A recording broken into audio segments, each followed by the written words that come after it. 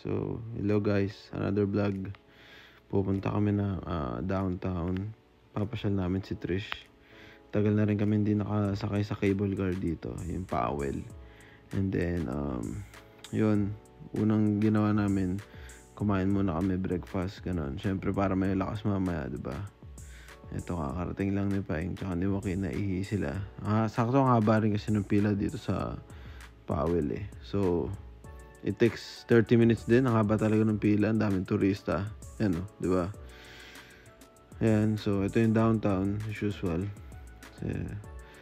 Then nakasakay na nga kami. That time magkaiwalay kami kasi sobrang puno rin ito eh. Daming tao sumakay. So sila Paing nasa loob, sila ate. Kami ni Trish dito kami kasi gusto ko ipa-experience sa kanya na sumabit. Yan, ganyan, di ba? Tapos yun nga, napadaan kami dito sa side souvenir shop na may shades, ganon, and random she. Tapos yun nga, napunta kami sa Pier 39. And then may nadaanan kami dito na Ben & Jerry's. Init din kasi yan. Mas nakakata kami ice cream. Ayan, tapos bumili kami, tigi-tigi isa. Then yun nga, finally nakarating na kami dito sa Pier 39. Sakto yung weather, talagang ganda. Yan, tapos lakad ganon. Ikot namin si Trish dito.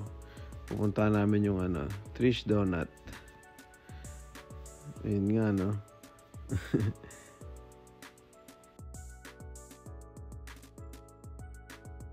Tapos sabi ko dito kay Trish, try niya tong bungee jumping na to. Pero ayaw niya, syempre.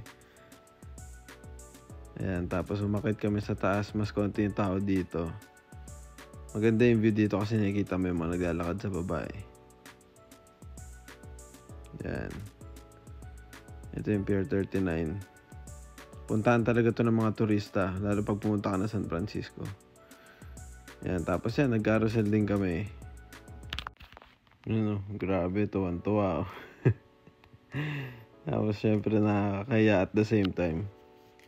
Pero syempre may mga nakikita rin ako kami, may sumasakay din eh.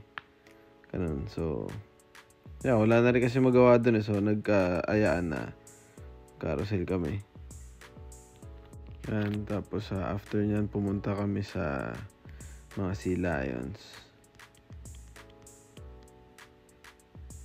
Yan sila, kung iingay nyan, mga dinadaga na nila isa't isa. Yan, tingnan lang namin sila. Ayun, tapos hanggang dito na lang. Thank you.